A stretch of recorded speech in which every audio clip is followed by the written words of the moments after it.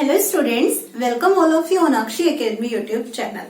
Students, आज हम discuss करेंगे 11th क्लास फिजिक्स का chapter 4 motion in a plane और उसका जो टॉपिक है हमारे पास रिजोल्यूशन ऑफ ए वेक्टर। तो बच्चों, रिजोल्यूशन होता क्या है, सबसे पहले हम इसको डिस्कस कर लेते हैं।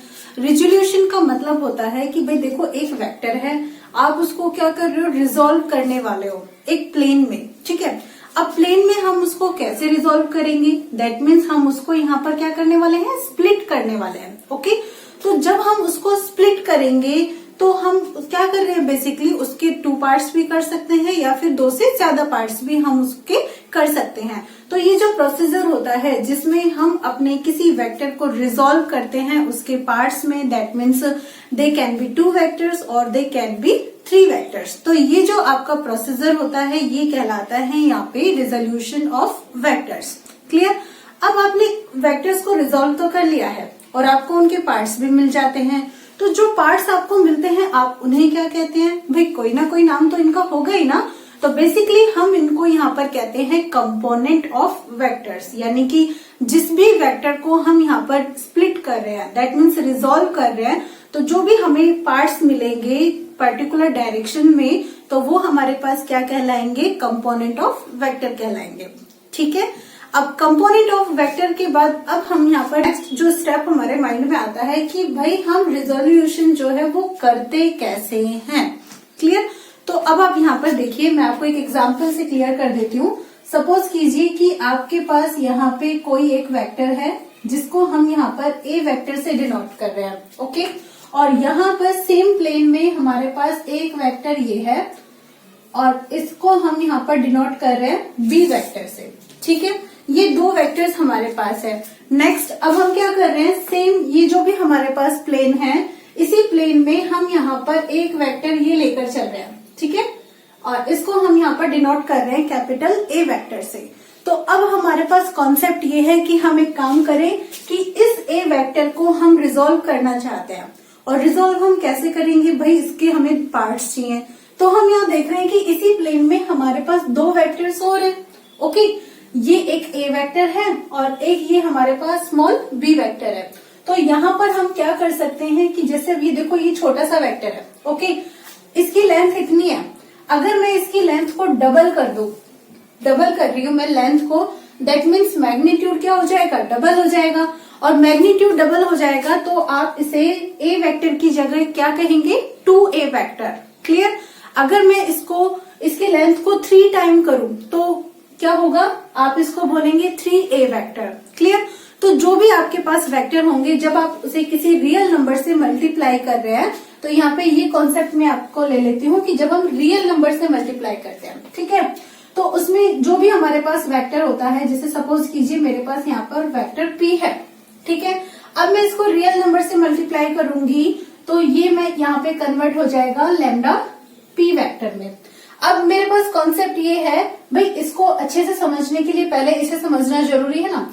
नेक्स्ट अब मेरे पास कॉन्सेप्ट ये है कि ये जो वेक्टर है मेरे पास लैम्डा p वेक्टर, इसकी डायरेक्शन क्या है, तो इसकी डायरेक्शन भी आपके पास इसी की ही डायरेक्शन होगी। क्यों, बिकॉज यहाँ पर जो लैम्डा है ये कैसा है, मेरे पास एक रियल नंबर है, और जो रियल नंबर है जिसकी खुद की अपनी कोई डायरेक्शन नहीं है, दैट मीन्स जो वेक्टर p की डायरेक्शन होगी वही किसकी डायरेक्शन होगी, लैम्डा p वेक्टर की। क्लियर। अगर सपोज करो ये जो रियल नंबर है आपके पास नेगेटिव हो, ओके, नेगेटिव हो, तो आपके पास इसका जो मल्टीप्लीकेशन है वो आपको क्या मिलेगा, माइनस लैम्डा p वेक्टर। तो यहाँ पर माइनस का साइन लग जाता है, इट मीन्स यहाँ पर तो आप कहते हो कि आपकी जो डायरेक्शन है वो कैसी रहती है, सेम रहती है। लेकिन इस कॉन्सेप्ट के बाद आप यहाँ पर क्या कहेंगे कि आपकी जो डायरेक्शन है वो कैसी हो जाती है, अपोजिट हो जाती है। तो ये कॉन्सेप्ट आपको यहाँ पे एक्सप्लेन करना जरूरी था, इस कॉन्सेप्ट को एक्सप्लेन करने के लिए, इसलिए मैंने यहाँ पे आपको ये बता दिया है। ठीक है, और ये जो कॉन्सेप्ट यहाँ पे बताया है इसकी जो हेडिंग है, that is the multiplication of a vector to a real number. जब हम किसी वेक्टर को रियल नंबर से मल्टीप्लाई करते हैं तब क्या होता है। ठीक है, तो अब आप यहाँ पर देखो ये ए वेक्टर है। क्लियर। तो अगर मैं यहाँ पे कहूँ कि मुझे इसके पैरेलल वेक्टर चाहिए, पैरेलल का मतलब मुझे इसी की डायरेक्शन में चाहिए। ठीक है, तो मैं यहाँ पर क्या करूंगी, इसे किसी न किसी रियल नंबर से मल्टीप्लाई करूंगी। अब सपोज करते हैं कि मैं इसको लेमडा से मल्टीप्लाई कर लेती हूँ। मल्टीप्लाई करने पर मुझे यहाँ पर क्या मिलेगा, लेमडा ए वेक्टर। तो यहाँ पर मैं इसको इस तरीके से डिनोट करती हूँ, ठीक है। अब आप देखिए ये आपके पास ए वेक्टर की डायरेक्शन है और सेम डायरेक्शन आपके पास किसकी है, लेमडा ए वेक्टर की। That means lambda A vector जो है हमारे पास क्या है, ये जो वेक्टर है आपके पास यहाँ पे, this is the vector parallel to a vector. ये आपके ए वेक्टर के पैरेलल है। अब पैरेलल मिला, लेकिन कैसे मिला, हमने इसको ऑब्टेन किया है मल्टीप्लाई करके एक रियल नंबर से, ठीक है। अब यहाँ पर ये जो वेक्टर भी है, मैं इसका पैरेलल लूं तो क्या करूंगी, इसे भी हम किसी रियल नंबर से मल्टीप्लाई करेंगे। तो सपोज किया मैंने इसे म्यू से मल्टीप्लाई किया है, ओके, म्यू से, तो मुझे क्या मिलेगा, mu B vector. Okay, mu B vector मिलेगा तो इसकी डायरेक्शन ऐसे है अपवर्ड्स, तो यहाँ पर इसकी डायरेक्शन भी कैसे हो जाएगी, अपवर्ड्स हो जाएगी। तो ये लीजिए, यहाँ पर हमने ये बता दिया है कि ये आपके पास म्यू बी वेक्टर है, ठीक है, ये वाला वेक्टर, दिस वन, और ये हमारे पास क्या है, लेमडा ए वेक्टर। तो अगर अब हम इस फिगर को ध्यान से देखें तो ये हमारे पास एक ट्रायंगल बन जाता है, और हम यहाँ पर सपोज कर लेते हैं ये ट्रायंगल क्या है, पी क्यू आर, और ये जो हमारे पास आया है म्यू वेक्टर बी, ये हमारे पास क्या आया है, वेक्टर है, and that is parallel to vector B. ये जो लेमडा ए वेक्टर है आप इसको पी क्यू वेक्टर से भी डिनोट कर सकते हो। देखो आपके पास ये टेल है और ये क्या है, इसका head. So this is also equal to vector P Q, and this mu B, ये यहां से यहां तक, ये आपका किसके इक्वल है, वेक्टर क्यू आर के। तो आप यहाँ पर देख रहे हो कि ये हमारे पास क्या बन जाता है, एक ट्राइंगल बन जाता है, और ट्राइंगल होता है ये हमारे पास पी क्यू आर। इस पी क्यू आर ट्राइंगल में हम यहाँ पर ट्राइंगल लॉ जो है वो अप्लाई कर देते हैं।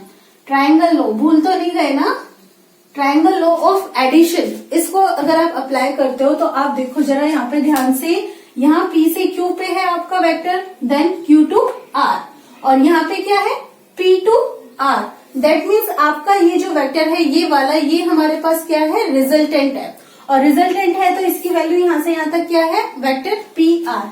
तो आप मेंशन करेंगे वेक्टर पी आर किसके इक्वल होगा, this will be equal to vector P Q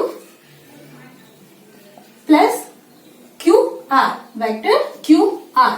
values apply कर दीजिए, पी आर ये क्या है, वेक्टर ए, और पी क्यू यहां से यहां तक, ये क्या है आपके पास, lambda vector A, and Q R is equal to mu vector B. तो आप यहाँ पर देख रहे हैं कि जो भी आपके पास वेक्टर ए है, दिस वेक्टर, हमने इसको रिजोल्व कर लिया है, मतलब हमने इसको स्प्लिट कर लिया है, और टू पार्ट्स में हमने स्प्लिट किया है, मतलब ये दो पार्ट्स से दो कंपोनेंट्स हैं इसके, और वो कौन कौन से हैं, एक तो है लेमडा ए वेक्टर और एक ये क्या है, म्यू बी वेक्टर। तो that means lambda A vector और म्यू बी वेक्टर जब ये दोनों आपस में कंबाइन होते हैं, तो कंबाइन होने के बाद हमें क्या मिल जाता है, यहाँ पे वेक्टर ए। तो ये आपका यहाँ पे क्या कहलाता है, रेजोल्यूशन ऑफ वेक्टर। तो यहाँ पे मैंने अभी आपको रेजोल्यूशन का जो बेसिक कॉन्सेप्ट है वो क्लियर किया है कि रेजोल्यूशन क्या होता है और कैसे हम इसे करते हैं। लेकिन अब अगर हम यहाँ पर ये सोचे कि भाई देखो ये आपके पास एक वेक्टर ये है और एक वेक्टर ये है, ठीक है, इनके बीच में जो एंगल है वो कुछ भी हो सकता है, कुछ भी हो सकता है, इट मे बी पॉसिबल। लेकिन अगर हम ये सपोज करें कि जो भी हमारे पास कंपोनेंट्स आते हैं और इनके बीच में जो एंगल बनता है वो 90 डिग्री का अगर बनता है, ठीक है बच्चों, ध्यान से समझ रहे हो ना, क्या कि जो भी हमारे पास स्प्लिटेड कंपोनेंट्स आते हैं, यानी कि ये जैसे लैम्डा ए वेक्टर है या म्यू बी वेक्टर है या फिर कुछ भी हो सकता है, ओके, अगर उन कंपोनेंट्स के बीच में 90 डिग्री का एंगल बनता है, that means they are mutually perpendicular to each other, तो हम उन कंपोनेंट्स को यहाँ पर कहते हैं रेक्टेंगुलर कंपोनेंट। तो रेक्टेंगुलर कंपोनेंट नाम से भी आपका यहाँ पर सिलेबस का पॉइंट है। तो अब हमारे पास जो नेक्स्ट कॉन्सेप्ट हो जाता है वो क्या हो जाता है, रेक्टेंगुलर कंपोनेंट्स। तो चलिए अब हम देखते हैं कि रेक्टेंगुलर कंपोनेंट्स को हम यहाँ पर कैसे रिजोल्व करेंगे। तो उसके लिए एक बार आप इसे नोट कर लीजिए। तो अब हम बात करते हैं रेक्टेंगुलर कंपोनेंट्स की। तो जैसे कि मैंने आपको बताया क्या कि जब हम किसी वेक्टर को स्प्लिट करते हैं और स्प्लिट करने के बाद जो भी हमारे पास कंपोनेंट्स होते हैं, अगर उनके बीच में 90 डिग्री का एंगल होता है तो वो हमारे पास कैसे वेक्टर्स होते हैं, रेक्टेंगुलर कंपोनेंट्स होते हैं, ठीक है। तो जब हम यहाँ पर रेक्टेंगुलर कंपोनेंट्स को कैलकुलेट करते हैं तो बेसिकली हम यहाँ पर दो मेथड है जिनसे हम इसको सॉल्व करते हैं। मतलब हमारे पास दो मेथड है जब हम रेक्टेंगुलर कंपोनेंट्स को गेन करेंगे। ओके, फर्स्ट मेथड ये है कि हम यहाँ पर 2 डायमेंशनल रिजोल्यूशन करते हैं, ठीक है, 2 डायमेंशनल रिजोल्यूशन ऑफ वेक्टर। और जो सेकंड पार्ट है हमारे पास इसका, उसमें हम 3 डायमेंशनल रेजोल्यूशन करते हैं। तो देखो 2 डायमेंशनल और 3 डायमेंशनल रेजोल्यूशन का यहाँ पे हमारे पास क्या मीनिंग होता है। तो चलिए हम सबसे पहले 2 डायमेंशनल जो है रेजोल्यूशन ऑफ ए वेक्टर इसको डिस्कस करते हैं, ठीक है। तो 2D है, 2D का मतलब क्या हो गया कि भाई आपको यहाँ पर जो रेफरेंस फ्रेम चाहिए, जो कोऑर्डिनेट एक्सिस चाहिए, वो कैसे होनी चाहिए, 2D। 2D का मतलब 2 डायरेक्शन होनी चाहिए। तो 2 डायरेक्शन आपके पास कब होती है, जब आपके पास एक तो होता है एक्स एक्सिस और दूसरा कौन सा हो जाता है, वाई एक्सिस, ठीक है। और ये आपके पास क्या हो जाता है, ओरिजिन। अब हम यहाँ पर एक काम करते हैं, सपोज करते हैं कि एक वेक्टर है आपके पास ये, ठीक है, जिसको आप यहाँ पर वेक्टर ए से डिनोट कर रहे हैं। ये जो वेक्टर ए है, यहाँ पर आप इसको पॉइंट नेम दे देते हैं P, that means vector A. और ये हम यहाँ पर किससे डिनोट कर रहे हैं, वेक्टर OP से। हमें यहाँ पर क्या करना है, इस वेक्टर ए को रिजोल्व करना है, ठीक है।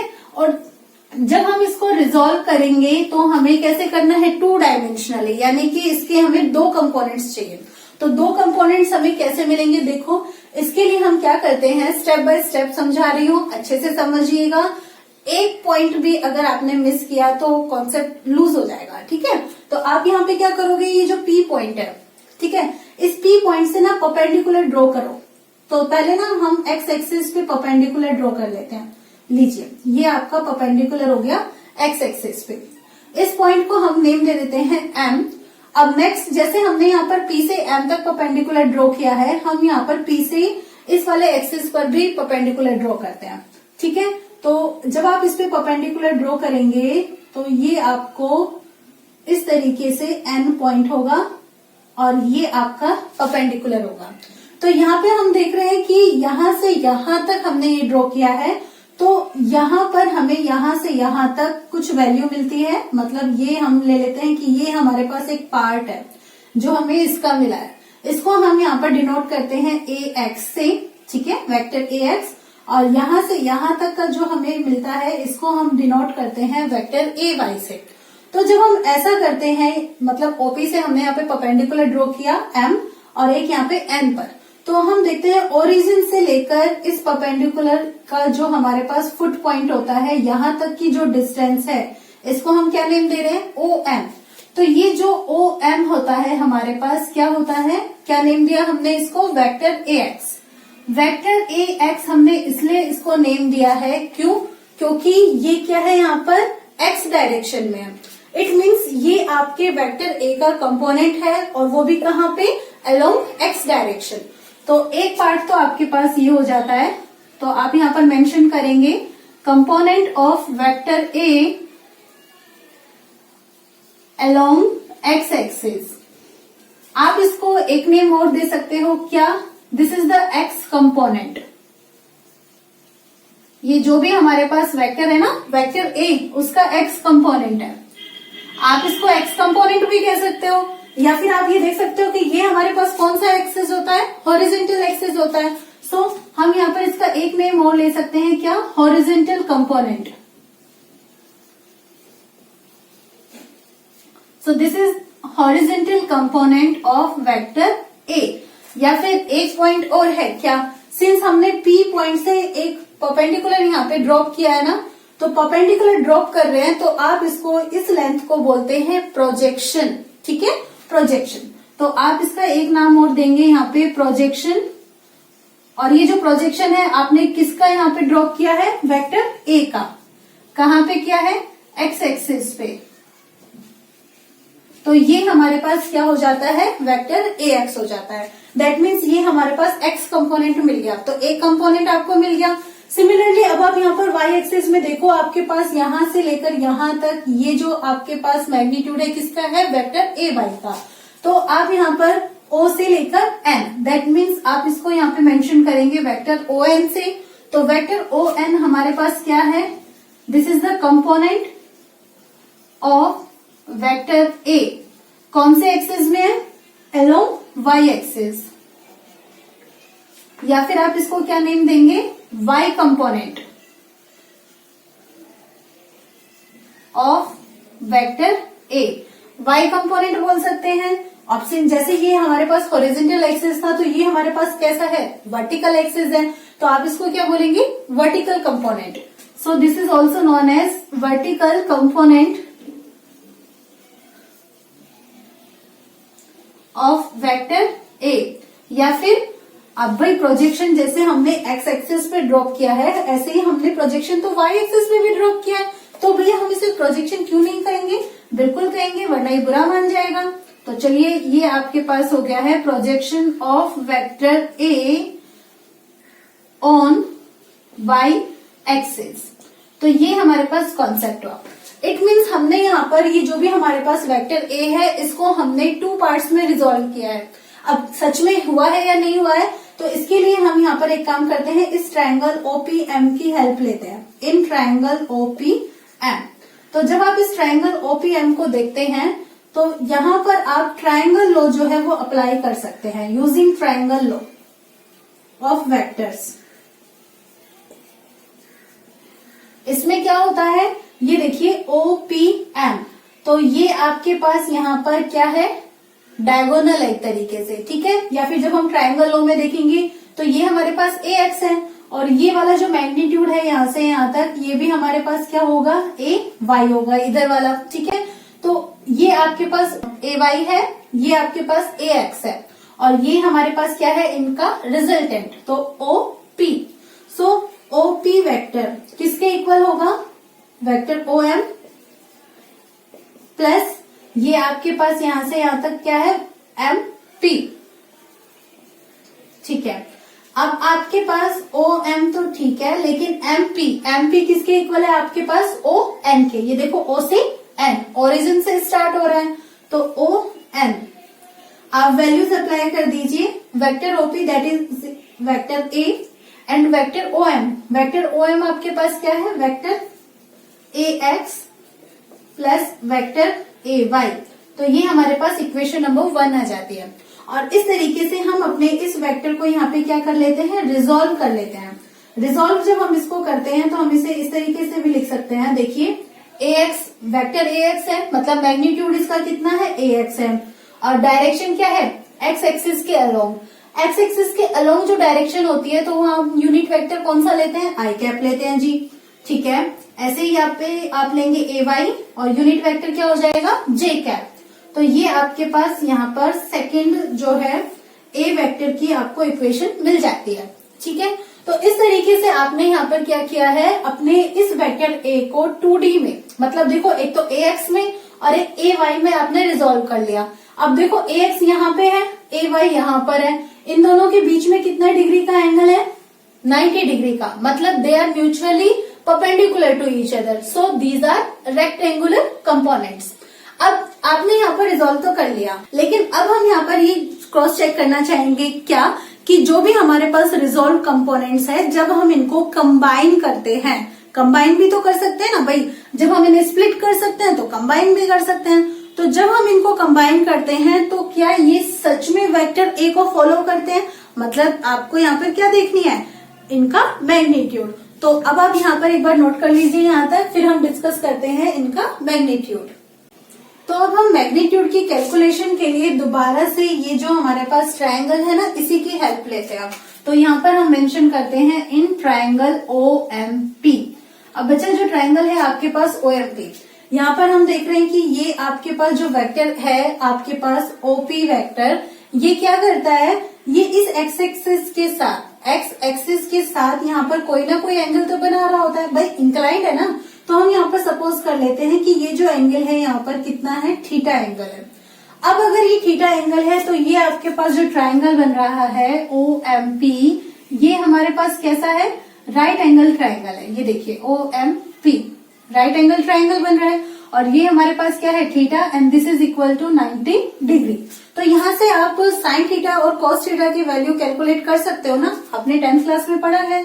तो साइन थीटा आपके पास क्या हो जाता है, sine theta that is equal to perpendicular upon hypotenuse. ठीक है, परपेंडिकुलर आपके पास क्या है इसका MP और हाइपोटेनस क्या है हमारे पास OP। अगर आप इस कॉन्सेप्ट को यहाँ पर देखें है ना, इस कॉन्सेप्ट को देखेंगे तो MP ये आपके पास किसके इक्वल है, AY के। ठीक है, और अपॉन OP रिजल्टेंट है और ये आपका क्या है वेक्टर A। तो आप यहाँ पर क्या लिखेंगे A। दैट मीन्स आपके पास जो साइन थीटा है इसकी वैल्यू यहाँ पर किसके इक्वल आ जाती है, AY अपॉन A के। तो आपको यहाँ पर AY की वैल्यू इजीली मिल जाती है, कैसे, A इंटू साइन थीटा। तो हम इसे यहाँ पर ले लेते हैं इक्वेशन नंबर 3। सिमिलरली जैसे हमने यहाँ पर साइन थीटा कैलकुलेट किया, अब हम कॉस थीटा की कैलकुलेशन करते हैं। तो cos theta that will be equal to base upon hypotenuse. Okay, तो जो बेस है आपके पास that is equal to OM और जो हाइपोटेनस है वो कितना है OP। OM की वैल्यू यहां से यहां तक देखिए क्या है AX। Okay, AX upon OP this is equal to A। तो फाइनली हम यहाँ पर कह सकते हैं कि AX upon A this is equal to cos theta. तो आपके पास AX की वैल्यू क्या आ जाती है, A कॉस थीटा, और ये हो जाती है हमारे पास इक्वेशन नंबर 4। अब हम क्या करते हैं, इक्वेशन नंबर 3 को स्क्वायर करते हैं और स्क्वायर करने के बाद इक्वेशन 4 को भी स्क्वायर करते हैं और दोनों को ऐड कर लेते हैं। ठीक है, तो नेक्स्ट हम लिखेंगे on squaring and adding equation number 3 and 4 we get. तो देखो इक्वेशन नंबर 3 में आपके पास है AY स्क्वायर। ओके, यहाँ पे आपके पास क्या है AX, तो आप इसका स्क्वायर करिए। आप इसको इस तरीके से लिख सकते हो AX square plus AY square, left hand side हो गया। अब हम राइट हैंड साइड को देखते हैं। तो यहाँ पर ये क्या है हमारे पास A cos theta that means A square cos square theta, इसका स्क्वायर कर रहे हैं, फिर हम ऐड कर रहे हैं इसके स्क्वायर से A square sine square theta. Okay, A square common लिया तो आपको मिल जाता है यहाँ पे cos square theta plus sine square theta. बच्चे cos square theta plus sine square theta क्या होता है, ट्रिग्नोमेट्रिकल आइडेंटिटी होती है और इसकी वैल्यू क्या होती है 1 होती है। सो आप यहाँ पर A स्क्वायर इंटू 1 भी अप्लाई कर सकते हैं। ओके, यहाँ पर इसका रीजन मेंशन करेंगे since cos square theta plus sine square theta equals to 1। तो यहाँ से आपके पास AX square plus AY square की वैल्यू किसके इक्वल मिलती है, A square into 1 that means A square के। ओके, तो आपके पास A की वैल्यू क्या हो जाएगी भाई, A स्क्वायर की वैल्यू ये है, आपको चाहिए A, तो आप क्या करोगे इसका स्क्वायर रूट, तो ले लीजिए आप स्क्वायर रूट। आपको मिला यहाँ पर AX square plus AY square. तो ये हमारे पास यहाँ पर क्या है, दिस इज द मैग्नीट्यूड। ये हमारे पास है मैग्नीट्यूड किसका, वेक्टर A का। अब जो आपको मैग्नीट्यूड तो मिल गया, ठीक है, मैग्नीट्यूड आपने कैलकुलेट कर लिया। क्या आप अगर वेक्टर A का मैग्नीट्यूड निकाले तो आपको वाकई में ये मिलता है, बिल्कुल यही तो फॉर्मूला हमने पढ़ा है मॉड्यूलस में। ध्यान है ना, हम मॉड्यूलस कैसे निकालते हैं कि जो भी हमारे पास यहाँ पे कंपोनेंट्स होते हैं, जैसे x कंपोनेंट है हमने इसका स्क्वायर किया, फिर y कंपोनेंट का स्क्वायर किया, फिर हमने क्या ले लिया स्क्वायर रूट।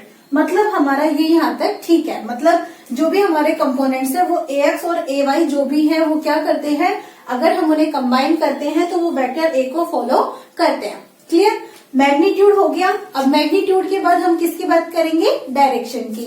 तो डायरेक्शन भी हम यहाँ पर इसी ट्राइंगल से कैलकुलेट कर सकते हैं।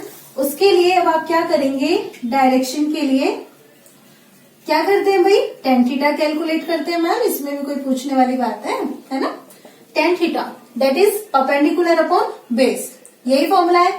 Perpendicular this is equal to MP, base that is OM। तो MP आपके पास कितना है AY, OM that is equal to AX। तो आपके पास थीटा कितना हुआ, tan inverse AY upon AX। ये हमारे पास क्या है, A वेक्टर की डायरेक्शन, मतलब ये वाला थीटा एंगल।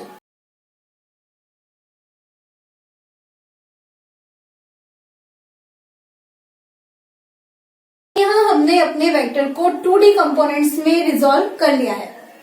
तो बच्चों आपने यहाँ पर 2D रेजोल्यूशन जो है वो तो अच्छे से समझ ही लिया है।